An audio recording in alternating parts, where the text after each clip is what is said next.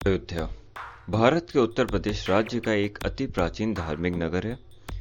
ये पवित्र सरयू नदी के तट पर बसा है। अयोध्या में सूर्यवंशी रघुवंशी राजाओं का राज्य हुआ करता था, जिसमें भगवान श्री राम ने अवतार लिए थे। रामायण के अनुसार अयोध्या की स्थापना मनु ने की थी। अयोध्या हिंदुओं के प्राचीन और 7 पवित्र तीर्थ स्थलों में से एक है, जिसमें अयोध्या, मथुरा, माया, काशी, काची, अवंतिका और द्वारका भी शामिल हैं। माना जाता है भगवान श्री राम का जन्म अयोध्या में हुआ था और उस समय राम के पिता दशरथ का शासन यहाँ पर चलता था। रामायण में अयोध्या का उल्लेख कौशल जनपद की राजधानी के रूप में ही किया गया है। वहीं राम के जन्म के समय यह नगर अवध के नाम से जाना जाता था। अयोध्या में ऐसे स्थल पर एक मस्जिद बनवाई गई जिसे हिंदू अपने आराध्य देव भगवान राम का जन्म स्थान मानते हैं। कहा जाता है मुगल राजा बाबर के सेनापति मीर बाकी ने यहाँ मस्जिद बनवाई थी, जिसे बाबरी मस्जिद के नाम से जाना जाता है। बाबर 1526 में भारत आया और 1528 तक उसका साम्राज्य अवध तक पहुंच गया था। इसके बाद करीब 3 सदियों तक के इतिहास की जानकारी किसी भी ओपन सोर्स पर मौजूद नहीं है।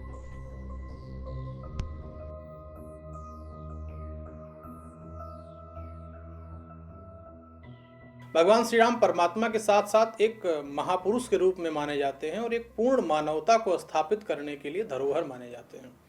एक मानवीय संस्कार और मानवीय मूल्यों की स्थापना करने वाला यदि कोई चरित्र बना है पूरे समाज में तो भगवान श्री राम है, क्योंकि वो राष्ट्र पुरुष हैं और राष्ट्र पुरुष राष्ट्र मंगल की कामना वाले भगवान श्री राम का भव्य राम मंदिर बना। बाबरी मस्जिद को राजनीतिक रैली के दौरान नष्ट कर दिया गया था, जो 6 दिसंबर 1992 में एक दंगे में बदल गया था।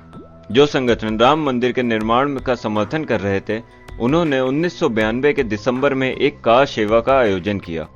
वे राम मंदिर के निर्माण में श्रमदान के लिए संगठित हुए थे। 9 नवंबर 2019 को मुख्य न्यायाधीश रंजन गोगोई की अध्यक्षता में सर्वोच्च न्यायालय ने पिछले फैसले को हटा दिया। हिंदू मंदिर के निर्माण के लिए भूमि को एक ट्रस्ट को सौंपने का आदेश दिया। इसने सरकार को मस्जिद बनाने के लिए सुन्नी वक्फ बोर्ड को वैकल्पिक 5 एकड़ की जमीन देने का भी आदेश दिया।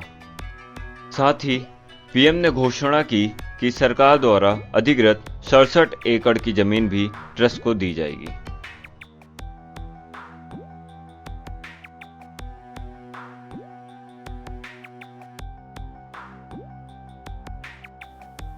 अयोध्या का जो ऐतिहासिक फैसला आया है, पूरे अयोध्यावासी ही नहीं अपितु पूरा भारत इस फैसले से आह्लादित और आनंदित है।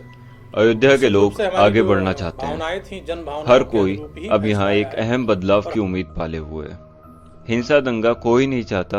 ऐतिहासिक फैसले के बाद बहुसंख्यक समुदाय ने जो संयम और अल्पसंख्यक समुदाय ने जिस तरह की दरियादिली दिखाई है, वह अपने आप में ही एक मिसाल है। अयोध्या का विकास और यहाँ की शांति अयोध्या ट्रस्ट पर निर्भर होगी।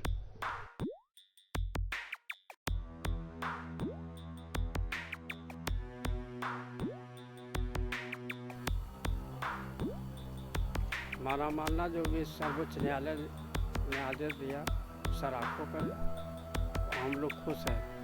चाहे हमारे पक्ष में आता, चाहे हमारे विपक्ष में, तब भी हम अपने देश की तरक्की और खुशहाल और अयोध्या नगरी को खुशहाल देखना चाहते हैं। हमारे यहाँ राम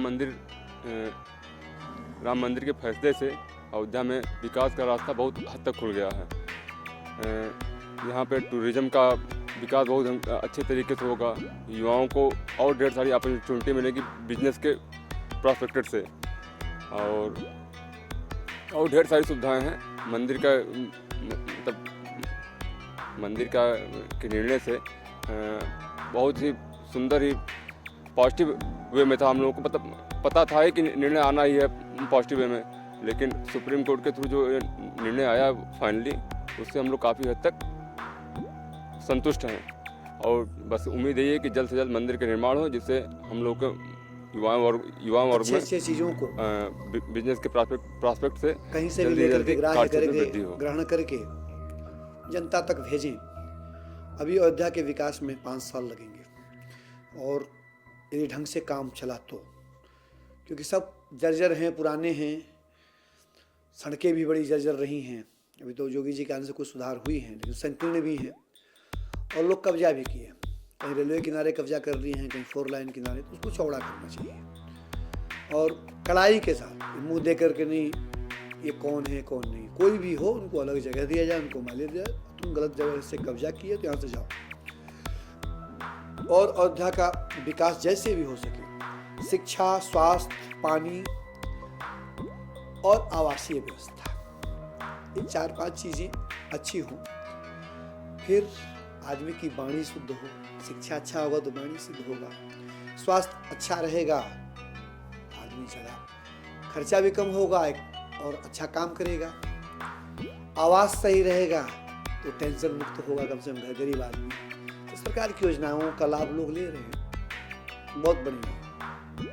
और 100% तो खरा कोई उतरता नहीं, अरे है कि काफ़ी गुंजाइश है। और बस यही कहूँगा कि सर्वे भवन्तु सुखिनः, सर्वे सन्तु निरामयाः, सर्वे पश्यन्तु, सर्वे भद्राणि पश्यन्तु, माँ कश्चित् दुर्भाग्य भवेत्। सभी सुखी हों, सभी प्रसन्न हों, अच्छाइयों की ओर प्रेरित हों, सत्कर्मों की ओर प्रेरित हों। बस इन्हीं दुआओं के साथ, इसी आशीर्वाद के साथ वाणी का विराम। जय श्री राम।